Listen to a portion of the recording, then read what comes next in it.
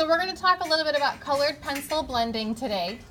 Now when we blend 2 or 3 colors together, we need to make sure that we're following the color rules. And what I mean by that is you're able to blend colors that are analogous, which means they're next to each other on the color wheel.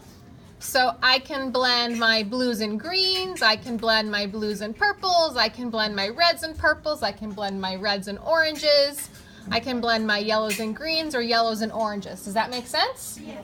Okay.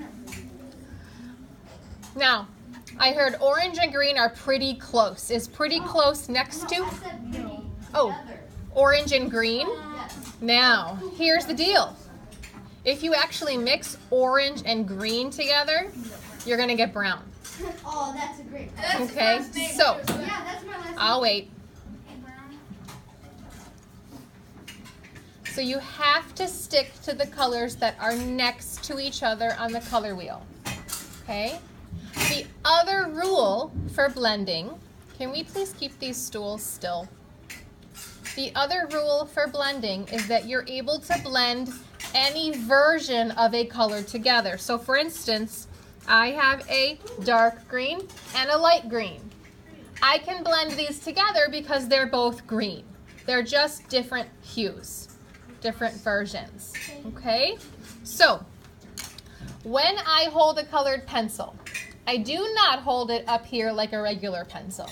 I do not hold it straight up and down like I'm going to be writing with it. I move my hand all the way to the back, and that helps me with a few things. It helps me blend, but it also helps me so that I don't push too hard. Because colored pencils, believe it or not, are not made out of lead. They're made out of wax. And paper can only hold so much wax. Okay? So if you push too hard, there's nothing you can do. You will never be able to blend. The colors will sit next to each other. I'll show you what I mean. I'm going to draw on the outside here because you're going to be cutting these out, so it doesn't really matter. But if I push really hard, okay, and I've got that really waxy surface there. No matter what I do, I can't blend these two together. Okay?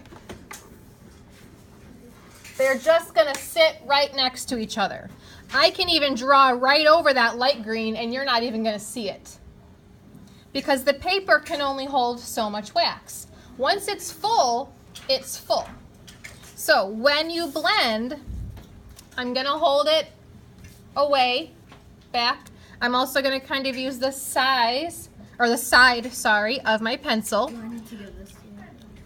And then I'm going to use very small, I'm not going up and down like this, right? Very small oval strokes, little circles kind of. And I'm always overlapping my strokes. And I'm not going to fill in this whole section because I want to leave some space for my lighter green, okay? So I'm just going to decide kind of where I want that dark green. Okay, that's my first layer. I'm going to take my light green and move my hand all the way back to the end. And I'm going to do the same thing.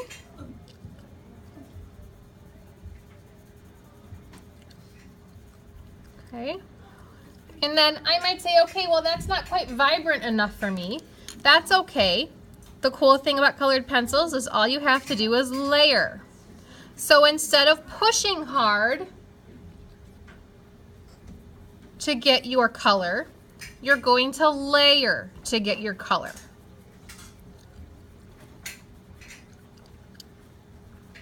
And I want to kind of keep that middle light. So I'm not going to go back over it with my light green. I'm just going to kind of keep going over it with my dark green so that center of that leaf there stays really light. Okay? Now do you see how those colors kind of bled together? I don't have a sharp start and stop to one color to the other, right? So again, small circular strokes, always overlapping, which means you're not just moving your pencil away from where you were. You're going to go back over things.